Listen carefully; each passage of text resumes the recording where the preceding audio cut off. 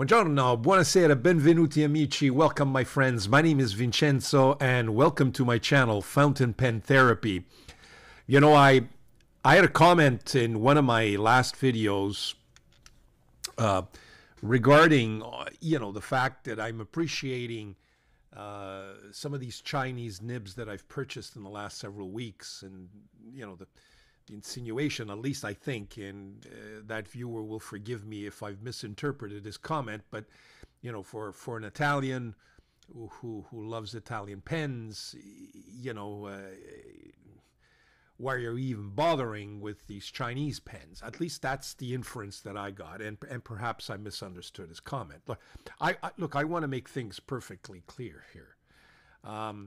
I'm not saying that any of these Chinese $20, $30, $40 pens give me a better writing experience than a beautiful Montblanc 149 or a Sailor 1911 or a Leonardo Officina Momento Zero Grande. But at that price level, certainly there's something to be said about these pens. And what I find about Italian pens, and you know my bias, especially Neapolitan pen makers such as Mayora, Gioia, Delta, Leonardo, is that unfortunately they are not making their pens widely available by, in my opinion, overpricing. It's not every day that we can buy an $800, $900 pen. I understand that OMAS and the materials they use are just beautiful materials, but they're not making it affordable for everyone, and I find that regrettable. I think they should rethink and allow others to share in the beauty of these pens. And that's why I think the Chinese pen makers, are getting better at it. I don't think they're there yet, be very frank with you. But, let's face it, Leonardo uses Yowo nibs. I mean, they're not making their own nibs. Look, Visconti, I'm not sure they make their own nibs or their Schmidt nibs. Their nibs are awful, Montegrappa has just, $10,000 pens, but they're not affordable, and their nibs are nothing to write home about either. So, folks, let's take things for what they are, and what they are is, little gem like this, an HONGDIAN N1s that I'm going to be reviewing today for you. An acrylic resin pen. It's a piston filler, and it costs less than $50 Canadian. That, I think, makes it affordable for many of us. And does it write properly? We shall see. Does it provide a good writing experience? We shall see. Will they have the longevity of some of these other pens that have been around for years and decades? We shall see. But you know what? At the end of the day, I think they deserve to be reviewed. They deserved to be used. They deserve to provide me, and perhaps you, fountain pen therapy, because that's what it's all about. So please stay tuned. Thank you. Okay, so the task at hand today, what it is this beautiful HONGDIAN N1s. It's not a metal pen, folks. It's a resin, acrylic resin. I think a resin that is reasonable. That is a nice resin. It has some chatoyancy. I like that cracked ice view. Is it a little bit on the thinnish side? Perhaps, and we'll see some of the pen comparisons in just a few minutes. But I think it's a gorgeous pen. Look at that nice finial with the HONGDIAN brand logo, I believe it is. Nice little bevel at the top there. It goes down and supports this clip, and the HONGDIAN nips, clips are always stiff but functional. Then you see a band there at the center, a smaller band with the HONGDIAN inscribed, and the model of the pen, N1s, which is always very nice, leading down to another small band there, and finishing off with another gold finial. Folks, gorgeous pen. I think a gorgeous pen. Now, how many? Let's take a look at inside. Let's get to the heart of the matter. As they say, it's one. So it's almost 1 1/4, 1.5. And it reveals what, folks? Well, here you go. It's a piston filler. I mean, Memento Zero Leonardo, my favorite pen company these days, doesn't have affordable piston fillers. It just doesn't, which is unfortunate. And I agree with Doug from Inquiring Minds. We should all be signing petitions to force Leonardo to make an affordable piston filler.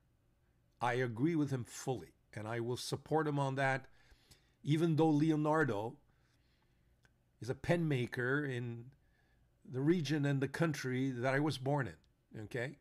But they've got to be told to make their pens accessible to all of us. Make us all have fountain pen therapy, and not at $1,000 a crack. I'm sorry. So back to HONGDIAN N1s. Here it is. It's a piston filler with a nice ink window, nice and large. Functions very, very well. As you know, as with my previous reviews, that piston filler can be removed so that you can wash up the pen nicely. There's a little wrench. You should get one for your HONGDIAN piston fillers. It works very, very well. There is the grip here is a nice girth, I would say. Okay, we'll get to the comfort level of this pen in a second, but nice and big. The threads are smooth, and it reveals this long blade nib with this specially carved Chinese temple on it. And I think, all the credit to them. They provide, fine, extra fine, medium nibs, and now we have this long blade. Do I like this long blade? Personally, I'm getting used to them because they're architect grinds. But again, Doug from Inquiring Minds loves architect nibs. And you know what? I'm going to get used to them eventually. It makes a difference. It gives you some line variation. And vive la différence, as we say here in Quebec. So there you go. I think it's a very, very nice pen. Now, is it comfortable? I think you can write with it without posting. It's a nice size. Look at it. I mean, it sits there very, very nicely. The girth is almost ideal, okay? But does it post? Well, let's see if it does. Here we go. Posts very nicely. It gives it a little bit of weight here. I think it's very, very comfortable. And it doesn't, I believe it's the Asvine titanium P36, where when you post it, it turns the piston mechanism, and then you get a mess. This one doesn't. It posts quite deeply and comfortably. So there you go. Okay, and this resin is not the thickest resin that one can find.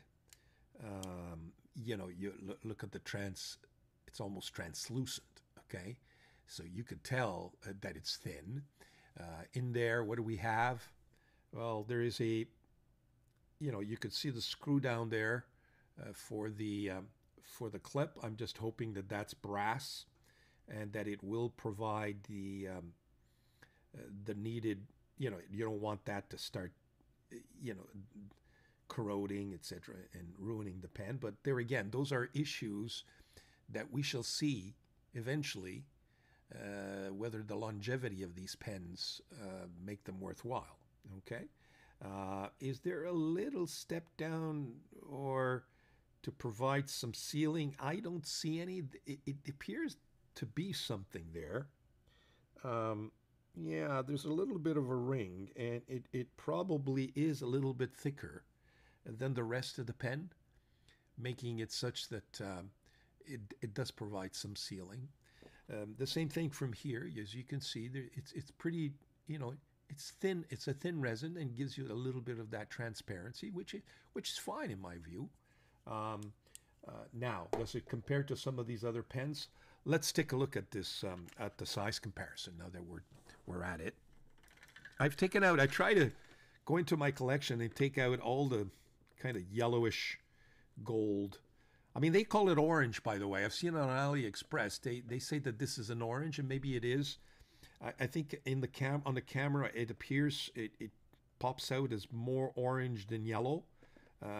Certainly, it's not as yellow as this Vizier, as we shall take a look in a second. But, it's anywhere between orange and yellow, I guess.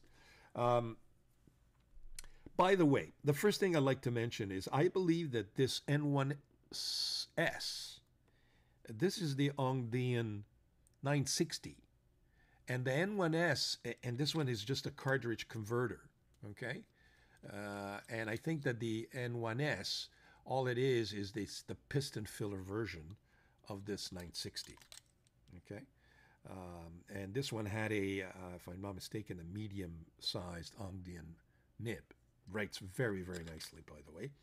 But when you'll take a look at it, you'll see that it's lost a few centimeters or millimeters there. This is my Marte Modena Chronicle. Okay. Now, again, it's resin made in Italy. Okay, by Marte Modena, as it once was. Okay, is the resin comparable to this one? I think there are differences. Okay, there are differences. I would say that the Marte Modena is a little more complex in terms of resin.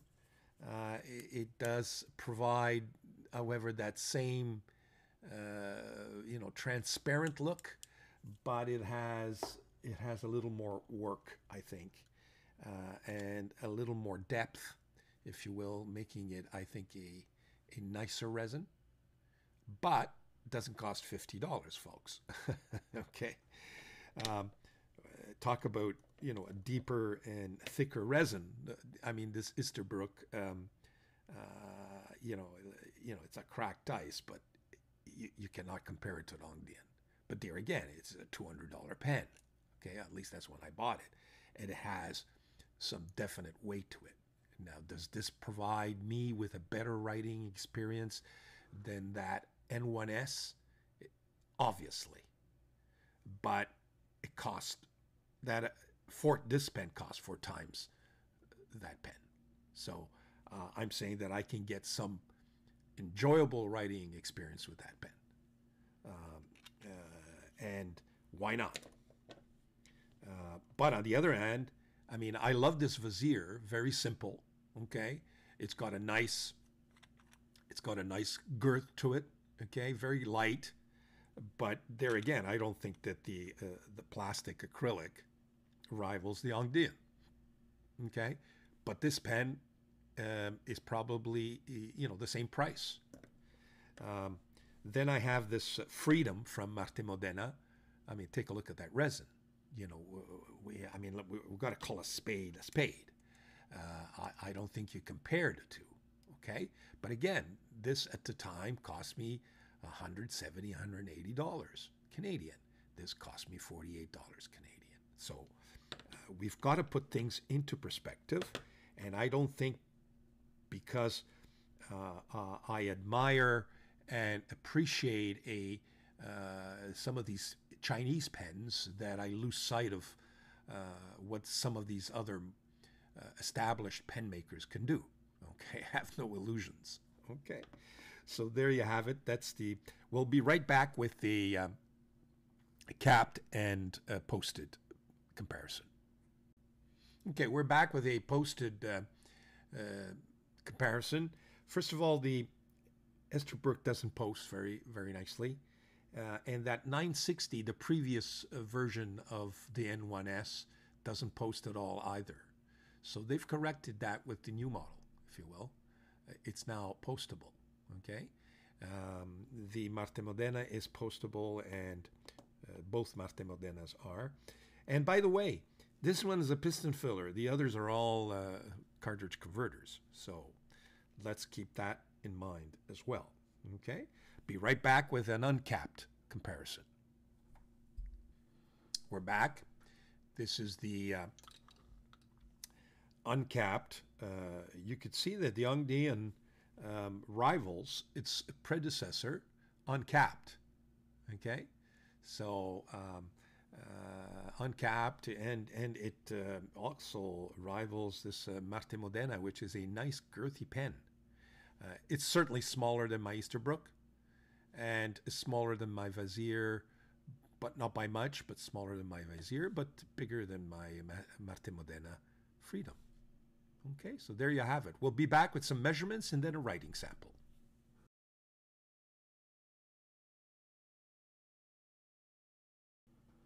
Okay, now we'll go ahead and do a writing sample. First of all, the ink that I'm using with this pen will be this Vinta Bronze Yellow. Just a gorgeous bronzish, yellowish color that actually makes it a go-to ink, if you know what I mean. It's, you know, rare do we write with yellow ink unless we're doing some highlighting, etc., or just some artistic work. But you know what? This bronze yellow has a little bit of black sheening or shading around, you know, the lettering or the lines, as you can see here, which makes it a very interesting ink. So that will be the ink that we will use today. And for my, oh, by the way, the bottle, they come in these bottles. I've used this up very quickly. I got to order some more. In fact, I had a hard time filling this pen. Hopefully I've put enough ink so as to have a decent writing sample. There you have the ink. And for the journal today, we will be using this Tomoe River. It's a pad, line pad, and it's 68 grams as opposed to the one that I usually use, which is this one here, which is 52. Okay, so we'll see how this pen writes. Okay, let's make sure that we are as close as we can so that you can appreciate the writing sample as much as possible. I will also put the microphone as close as possible. Okay, sorry about that. I'm just having problems with my camera. So this is the HONGDIAN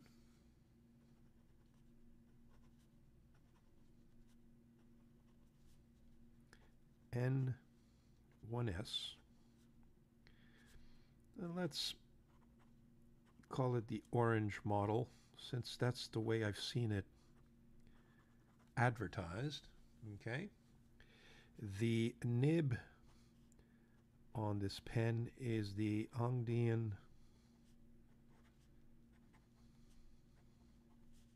long blade, which is in effect an architect nib.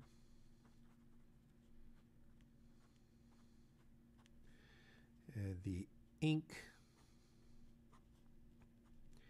is the Vinta Bronze Yellow. And the color just gets nicer as it dries. Okay, so okay, so this nib as you could see, nice and wet, very nice. If you can, or if I can get used to the architect grind, would be nice. But you know, the nib is very fluid, very constant, not a problem whatsoever. Fast writing, let's see.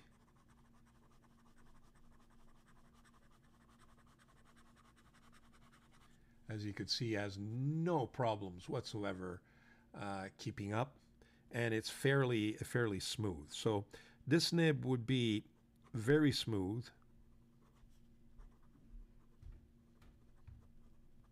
wet, most constant,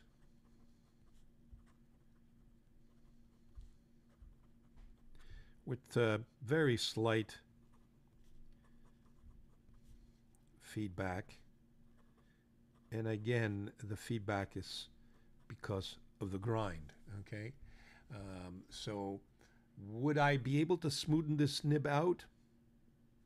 I will try to, just to see but you know, I'm just afraid that I'm going to get rid of the architect grind if I'm not careful. So, but now that I have a few of these, and they're not expensive, maybe that's exactly what I will do. I will do some experimenting, and maybe in one of my reviews, we'll let you know. Okay? So, my rating of this pen.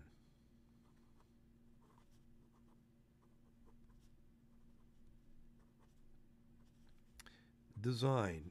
Well, I mean, I didn't talk about the design in terms of, you know, its originality. It is a variation on the duofold, okay? But, you know, when you put the pen all together, it looks less and less than a normal duofold, okay? I think the cap is longer, the beveled finial. I think that the whole look of this pen makes it such that it's not as obvious, put it this way. Look, I mean, a pen is a pen. Ultimately, you know, we can always find similarities between, you know, the first pens that were on the market, and then claim that, you know, they're a copy. But so the design, I would give the design of this pen, along with the fact that it is a piston filler and that they have some original nibs, I would give it a nice 9.4.